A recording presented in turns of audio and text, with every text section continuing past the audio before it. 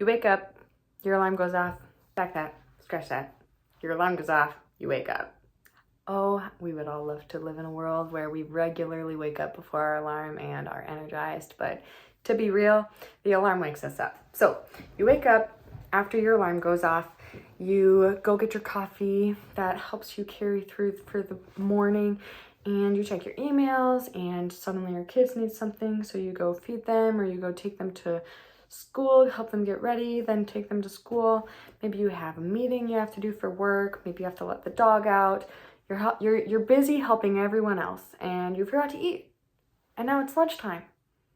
And so you have a quick something, maybe a pack that you, frozen meal that you got from Target, and you carry on with your day.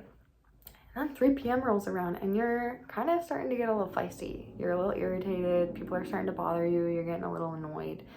And you're wondering, like, man, why? I need to really work on my anger. Like, God says don't be angry. Or if you're not a believer, you just, man, I want to be a good leader, and I want people to respect me and look up to me. Regardless, you're not acting as the person that you want to be. Maybe it's not a character flaw.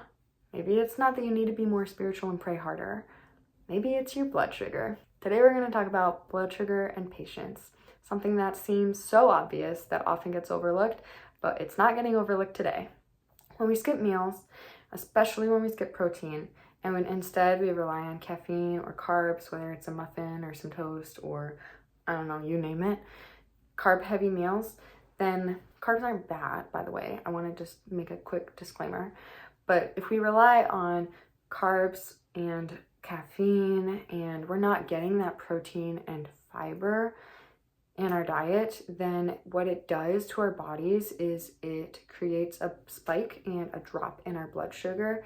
And that spike and that drop tells our body that something's off, we're under stress, and we actually go into a micro form, or if you've been doing this for an extended amount of time, maybe a chronic form of fight or flight stress in the nervous system. And what that does is it basically is telling our body we need to survive. We're not in a thrive mode where we're able to lead from a place of sustainability and flourishing. Instead, we're in deprivation, and we're in nutrient deprivation potentially. Our window of tolerance gets smaller. Our priorities get smaller because we're in survival mode, not thrive mode. And suddenly it literally becomes impossible or much, much harder to be patient. It's not a willpower thing. It's not a pray harder thing. It's literally a physiology thing, and it's something that you can do something about. That's the hope. Your prefrontal cortex, so the part of your brain that helps you pause and reason and problem solve, it runs on steady fuel, and you need glucose for this part of your brain to run. So when blood sugar crashes, that part goes offline faster, and patience literally becomes harder. Things that normally would be manageable and maybe even still a challenge, but you're like, you know what, we can do this, and we're gonna problem solve our way through this. That becomes overwhelming, and it's easier to get sharp or shut down.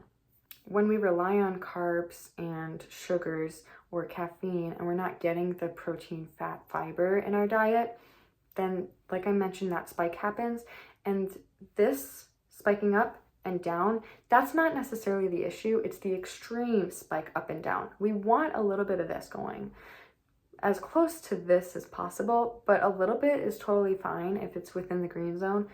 These extreme spikes is where we run into issues.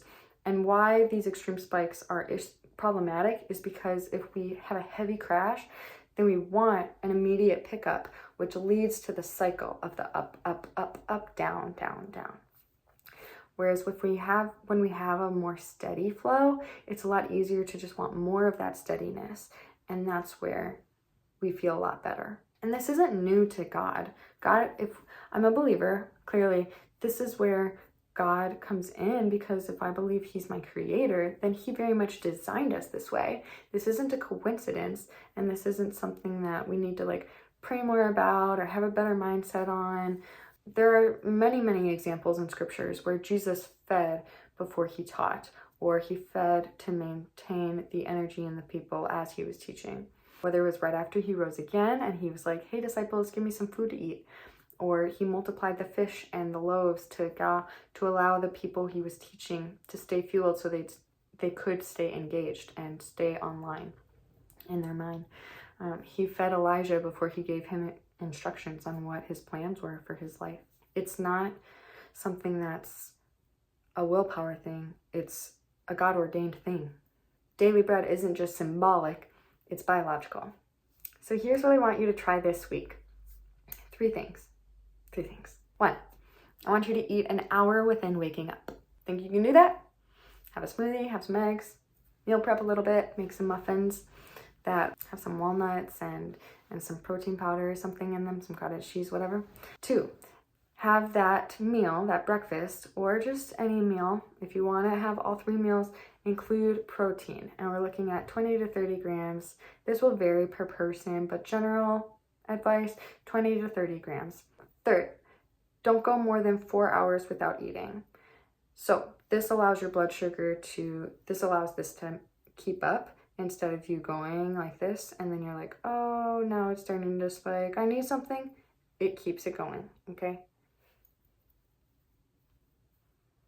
That's it. You don't need to track. You don't need to restrict. You don't need to count your calories. You don't need to do any of the analyzing or diagnosing yet. We're just stabilizing and we're just noticing and we're just, yeah. If afternoons are your hardest time, try adding protein and fiber to your lunch and see if that helps in the afternoon.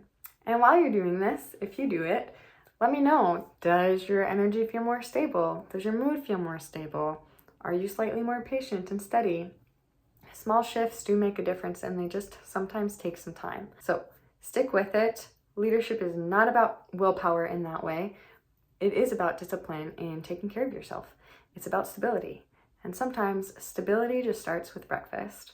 If this helps, comment steady. I'd love to know and connect with you. If you want some more one-on-one work going on to help do a deeper dive into your blood sugar and your kitchen and figuring out what foods you could eat and how this applies, personally to you, I would love to connect with you. We can schedule a free 15-minute consultation call.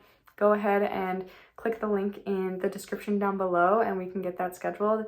Or if you want to do a little more looking into who I am, what I offer, you can look at my website on asolderhome.com and the link, you can find it on there too. Take care and I hope you a steady week.